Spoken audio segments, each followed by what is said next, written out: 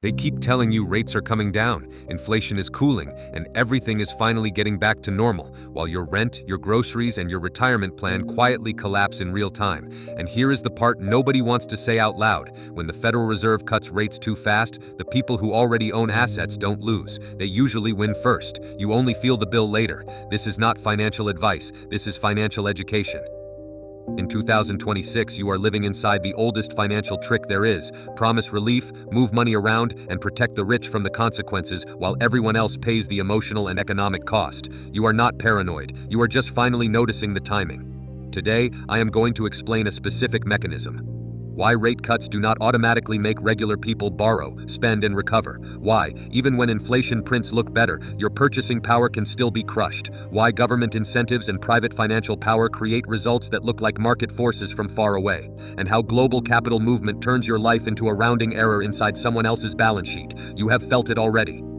The good news headlines, the soft landing language, the disinflation celebrations. But then you go to buy a house, and the numbers do not just feel unfair, they feel impossible.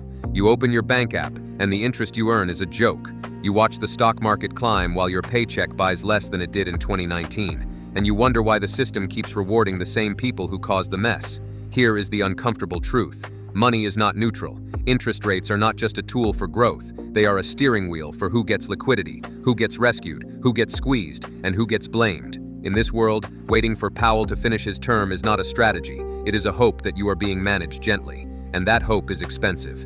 Let's start with the first myth. If interest rates fall to zero soon, money will flow, credit will expand, assets will rally, and you will magically catch the wave. That story sounds comforting because it is simple. It also happens to be wrong in the way that matters most. In theory, when central banks cut rates, borrowing becomes cheaper, consumers spend more, businesses invest more, demand rises, prices rise. Inflation can reappear. That is the textbook chain reaction. But textbooks do not live inside your bank account. In 2026, what you actually see is this. Inflation may move from something like 3% down to around 2.7%, but your life does not automatically improve. Why? Because the relevant question is not the inflation headline. The relevant question is your real rate of return. The inflation you still experience is the erosion of your purchasing power, and your savings interest is usually the first thing to lag behind. Imagine you have 10 million in cash sitting there. In a year, if inflation runs around 3%, your cash buys less. Roughly speaking, you lose about 3% of value. That is not theoretical. That is food, fuel, insurance, and rent climbing faster than your bank pays you to sit still. Now imagine instead you deposit that 10 million. What interest does your bank pay you when the Fed is cutting? In many cases, even after cuts begin, deposit rates might not fall as fast as policy rates, or they might fall slower, or they might fall faster depending on competition and bank funding pressure. But the point is this. Your savings rate might be around 3.5% instead of 5% 2 years ago. And if inflation is near 2.7%, your real return is roughly positive but thin. So yes, keeping money in the bank can still be better than keeping it as cash. That part is real. But it does not create the kind of exuberant borrowing spree people fantasize about. If the real return on cash is only slightly worse, why would most people go into debt for fun? Most people borrow when they are rewarded for borrowing, when debt is cheap relative to inflation and relative to their alternatives. Here is the brutal psychological piece. People do not respond to the idea of rate cuts. People respond to the comparison between what they earn and what they lose.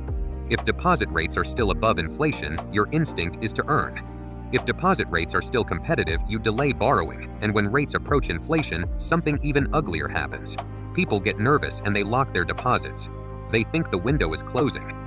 They pile into whatever yield still exists because they know that if deposit rates ever fall below inflation, then saving becomes an invisible punishment. Your money would shrink even if you did nothing. You would feel that shrink in every renewal of your subscriptions and every bill that goes up. This is why rate cuts do not automatically trigger spending. Sometimes they trigger a crowding effect into savings first, because the herd is reacting to the risk that future rates might not be enough to protect purchasing power. That herd behavior can suppress the kind of demand boom you were promised. But that is only the beginning, because what happens next is not emotional, it is arithmetic. If deposit rates fall below inflation, the incentive flips. If inflation stays around 2.7% while deposit rates drop near zero, then your money loses value immediately. $10 million becomes effectively worth less in 1 year without you earning anything. Most people do not have sophisticated hedges. They do not buy futures contracts or inflation-linked instruments. They just feel it. They just stop saving and start trying to solve the problem by spending now or by taking risk.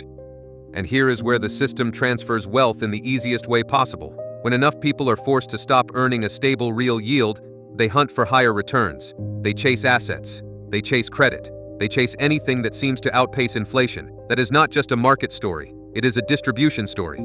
Someone else benefits from your desperation because the asset side of the ledger is owned by people with leverage and liquidity.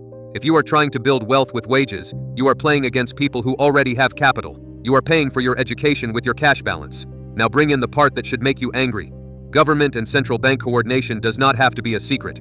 It can be done through expectations, through regulation, through timing, through capital requirements, and through selective interventions. The public hears independence. The market hears policy is still policy. In 2026, that coordination is not just hypothetical. You can see it in the way credit channels get targeted. You can also see it in the way certain liabilities get managed. Think about housing. Housing affordability in the United States, the United Kingdom, Canada, Australia. It is the same story with different accents. Wages do not catch up. Prices detach. Construction faces labor and material constraints. Insurance costs rise, especially where climate-driven disasters have become more frequent. Then the system solves the affordability crisis by shifting risk rather than lowering the fundamental price of shelter. Rate cuts can make mortgage rates easier, but the bigger problem is that the base prices were already bid up beyond wages. So the relief might be partial, it might be temporary, or it might simply improve the borrowing power of people who already have down payments. Meanwhile, the people who rent are stuck. They do not get the same credit channel. They feel inflation directly. They do not get a mortgage that resets to a lower payment. They get landlords raising rent. They get renewal increases that outpace wage growth. So when you hear rates are coming down, ask a sharper question. Coming down for whom? To what extent? And at what point in the chain of who pays? Now consider another mechanism the public rarely connects to rate policy: currency and global capital flow. When a central bank signals higher rates, global capital often flows to the currency that offers higher yield and better stability. That does not just move money. It moves the relative price of assets and the relative purchasing power across countries. A currency can appreciate or depreciate fast, and the real impact on investors is not the interest, it is the exchange rate. In the past, when the Federal Reserve tightened, the dollar strengthened dramatically. This created a profit channel for anyone who had exposure to dollar assets. It also created a stress channel for countries with debt in dollars. When currency strengthens, dollar-denominated liabilities become heavier in local terms. When currency weakens, dollar assets can become more valuable in local terms for those who can move capital easily. But you, the average person, do not move capital. You cannot arbitrage exchange rates like institutions do. You do not have a treasury desk. So when these flows happen, the winners are usually asset owners. The losers are usually wage earners facing imported inflation and local price shocks. And that brings us to the next uncomfortable reality. The stock market and the real economy often do not move together the way you think they do. People hear rate cuts and they assume asset prices rise. Sometimes they do. But in the wrong timing, the story flips. If rate cuts are interpreted as a sign of stress, or if the cut comes after credit conditions are already breaking, you can get a collapse in risky assets even while policy turns stimulative. In other words, markets are not just forecasting growth. Markets are forecasting the future ability and willingness of lenders to keep credit flowing, and they are forecasting whether liquidity is going to the right people. Sometimes the Fed cuts because it is scared. Sometimes the cut is a rescue operation. Now imagine the institutions reading the signals. They do not panic like individuals do. They reposition. If you look back at major episodes, you will notice a pattern. When monetary policy is credible and independent, markets can price risk more calmly. When policy is politicized or when the rules change under pressure, volatility spikes. That volatility is where wealth gets transferred, because institutions can buy when others sell. You experienced that in your own way. You watched headlines say recession risk rising, then watched your portfolio swings, then watched the recovery. Meanwhile, your paycheck stayed the same or rose slowly and your bills kept climbing. The gap between your timeline and the market timeline is the trap, and now we connect it to AI and jobs in 2026 because it is the same trap with a new face. Artificial intelligence is eliminating middle-class work at a speed that blindsided people who believed the labor market would adjust gradually.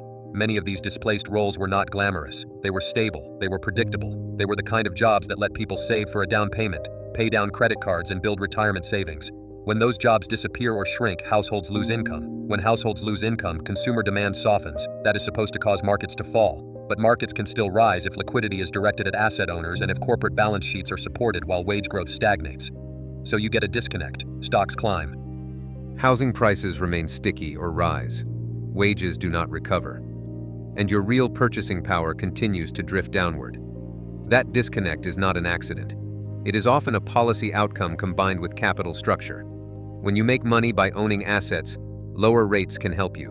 When you make money by selling labor, lower rates can do little to restore wage bargaining power. Now think about retirement. In 2026, the retirement crisis is not a rumor. It is baked into the age structure of the economy, into underfunded pensions, into delayed Social Security claiming ages, and into the way market returns are being relied on by people who cannot afford long drawdowns.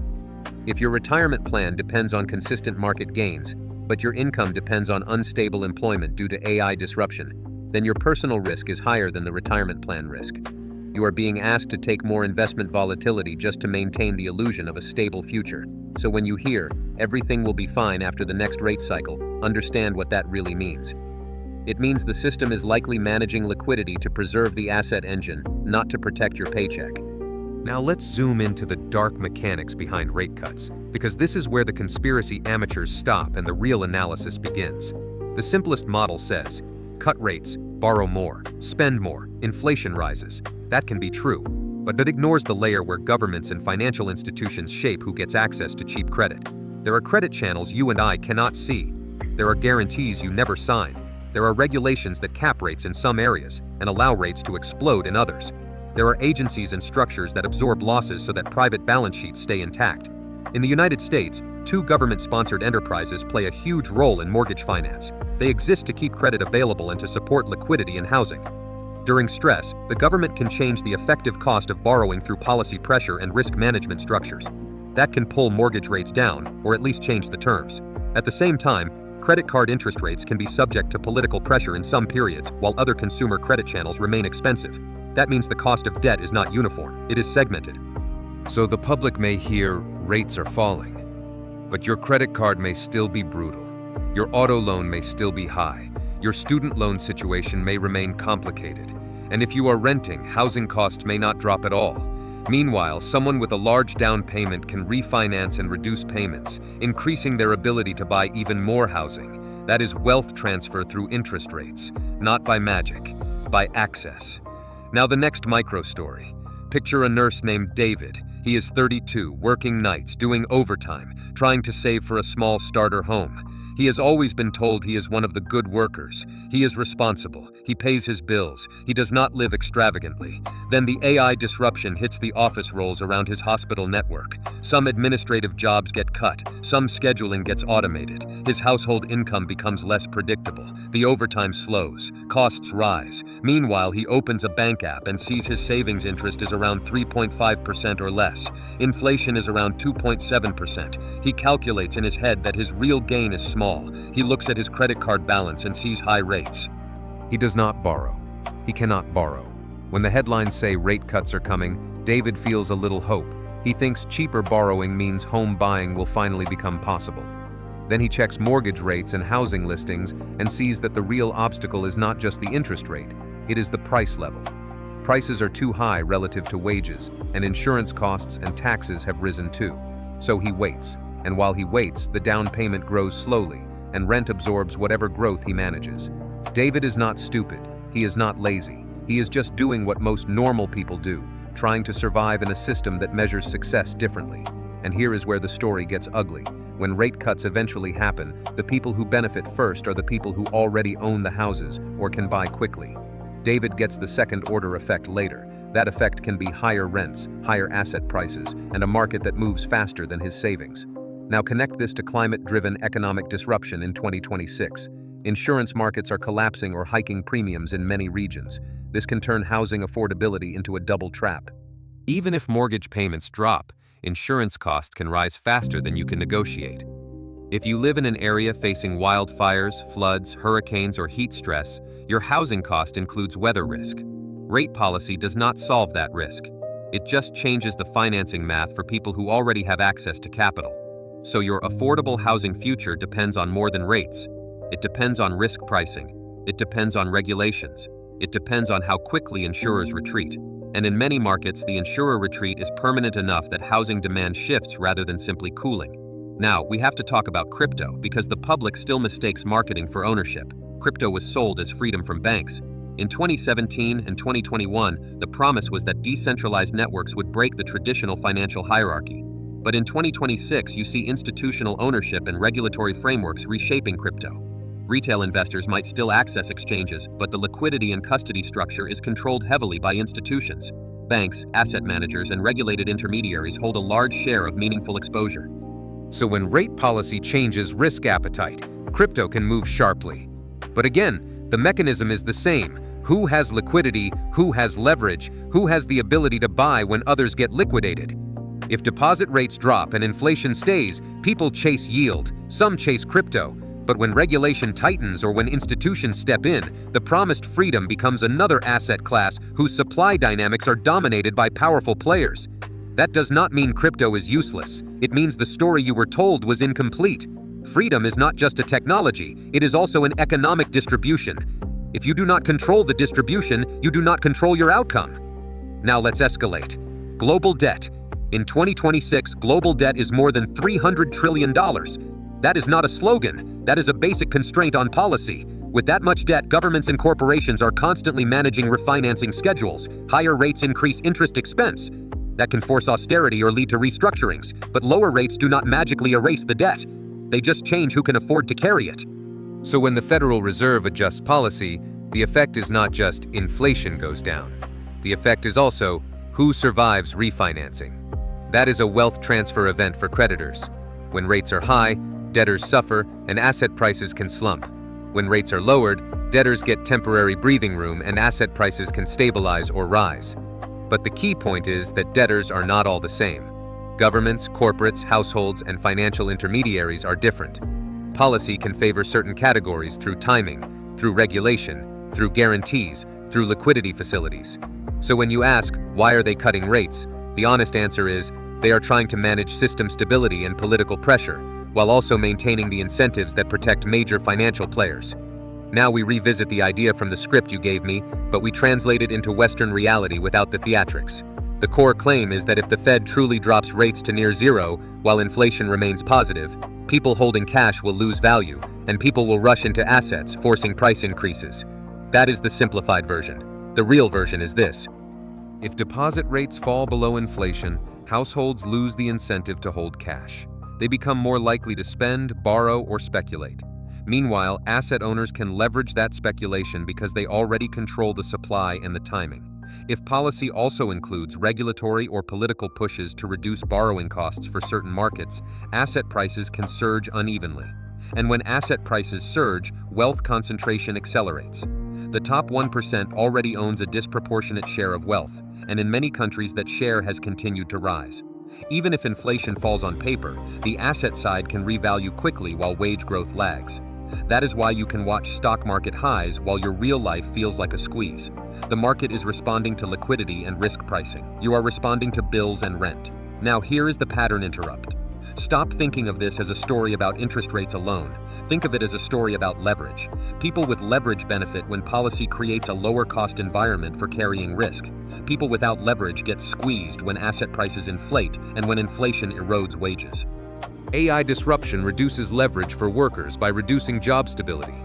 Housing affordability crisis reduces leverage for young households because down payments become harder. Climate insurance collapse reduces leverage by adding new fixed costs. Global debt reduces leverage at the government level because refinancing becomes an endless treadmill.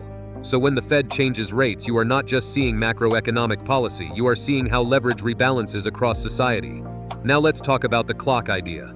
The script you provided says something like waiting until a Fed chair leaves office because the next chair will follow government preferences.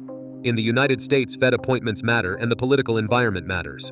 But the deeper truth is not about personalities, it is about incentives. Institutions respond to political and financial pressure.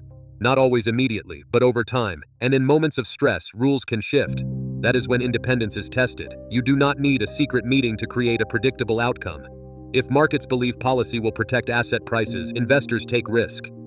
If markets believe policy will support certain credit channels, credit expands in those channels.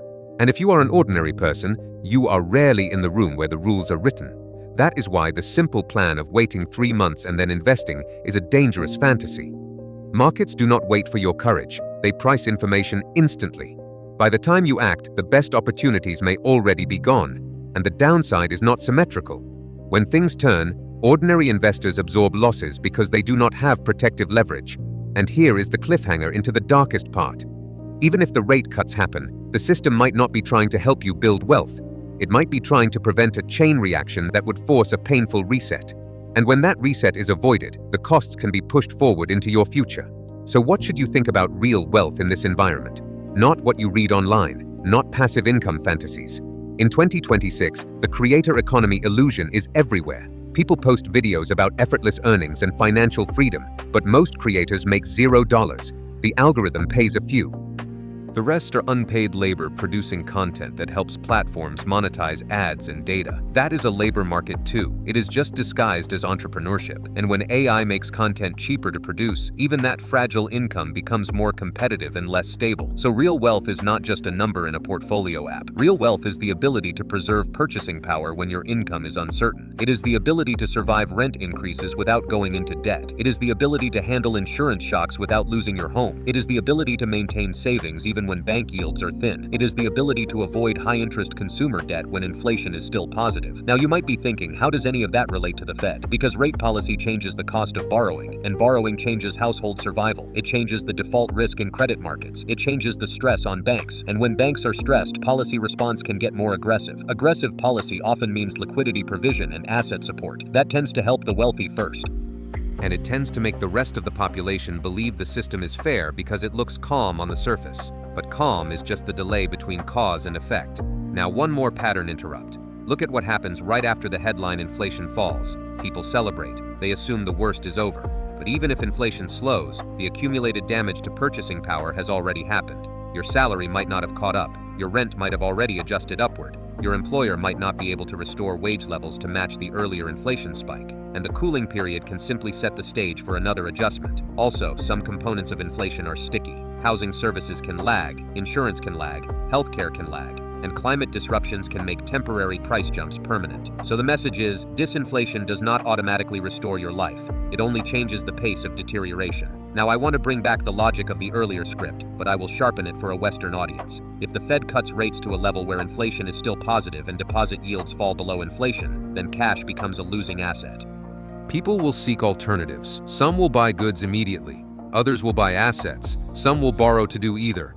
In the short run, that can push up prices. In the long run, it can worsen inequality because the asset holders capture the upside while wage earners capture the downside. Meanwhile, governments may prefer higher asset values and stable markets because it reduces political pressure. If markets are calm, the ruling class can claim progress. If markets crash, people riot, and that forces a reset that threatens concentrated power. So the incentive for policymakers and financial insiders is often not to create balanced outcomes. It is to prevent disorder that could break the existing distribution of wealth. Now, the most important question you should ask yourself is this. In this system, what role are you supposed to play? Are you supposed to be the borrower who fuels credit expansion? Or are you supposed to be the saver whose real yield gets slowly eroded while you watch other people buy the assets? In many cases, you are the saver until savings stop paying enough. Then you are the borrower unless borrowing costs are still too high. Then you become the investor through whatever vehicle you can access, often with limited protection. That is not a conspiracy. That is a mechanism. Now here is a quick reality check you can do in your own life. If you have high-interest credit card debt and the bank pays you 3.5% on deposits, what do? Most people do not have the discipline to become perfect investors. They pay the cards first, but they often cannot pay them off fast. So the system punishes them twice. Inflation reduces their income flexibility, and high consumer debt interest compounds their losses. At the same time, wealthier households can borrow at lower rates secured by assets. They can refinance, they can buy more assets, they can hedge risk. So while you are trying to survive, someone else is trying to compound. Now let's tie in AI again, because it changes the human side of the equation. When AI automates tasks, it compresses the value of routine labor. That can slow wage growth. It can also shift bargaining power toward employers. If productivity gains are captured by capital owners rather than workers, then the recovery of inflation does not translate into wage catch-up. That means your real income trajectory can stay negative even when inflation prints improve. And that means you have less capacity to take risk. So when the next rate cycle arrives, you might feel like you are late, but the truth is harsher. You are playing a different game because your income base is being restructured. Now we come to the conclusion. The darkest takeaway is this: rate cuts are not designed to make you rich. They are designed to keep the financial system functioning and to manage the political consequences of instability.